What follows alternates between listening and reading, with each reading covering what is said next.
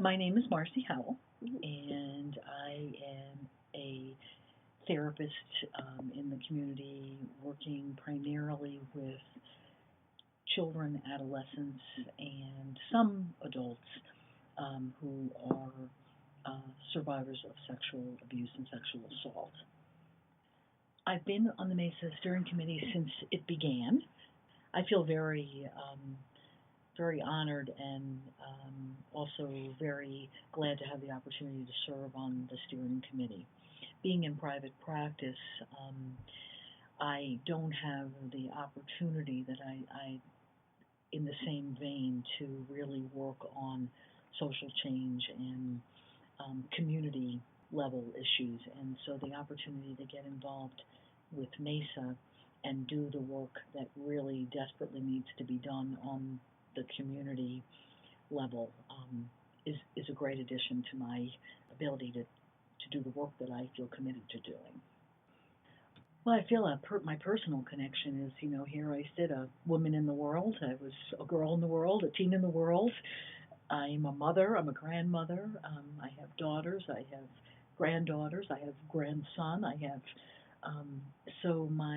I've really long been active. When I was in college, I did volunteer work it was a house where teens on the run, and of course I had a real exposure to what they were running from, and of course a lot of sexual violence was embedded in that. So I think that was really my first encounter with the broader spectrum of sexual violence and people that it impacted, and really found that I have a passion for and a commitment for healthy sexuality and how do we get there.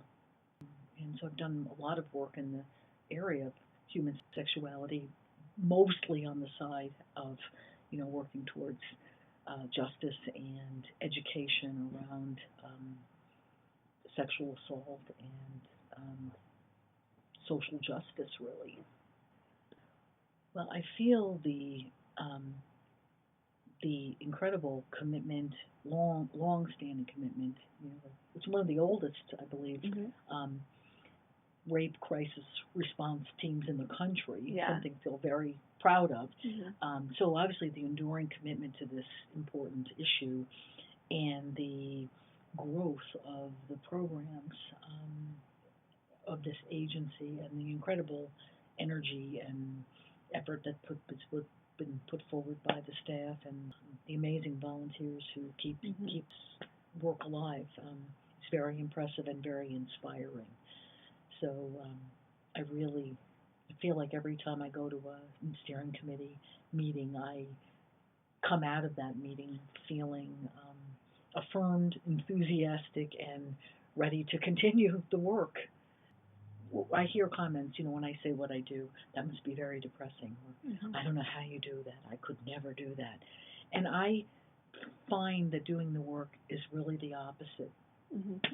It's very inspiring, and it fuels my commitment and my enthusiasm for making change.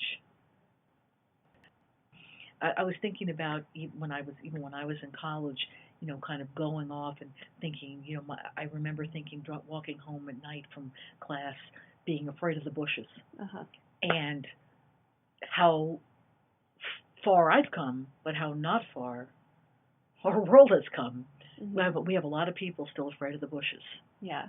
And not really understanding, and it's frightening for folks. You have to get through that to realize your vulnerability starts in your own living room, in your own kitchen, in your own world.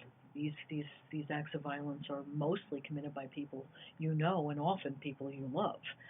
So it's a lot. There's this false sense of safety if I think, well, if I avoid the bush, then I'm fine. Yeah. But that doesn't keep us safer. It doesn't teach our children what they need to know. It doesn't teach us what we need to know about protecting others, or for that matter, protecting ourselves. And one of the areas that I'm getting more involved in my own work is with elders and the vulnerability. I know financial crimes are huge with elders, but so is sexual abuse. and sexual assault, and these myths around, sexual abuse doesn't happen to elders, or elders don't commit it. And, there's so many myths, but I feel like not recognizing that these crimes occur most frequently within a circle of the known is going to be one of our ways that we're going to help, I think, others and ourselves be aware of how to prevent and or then respond to sexual assault or sexual abuse.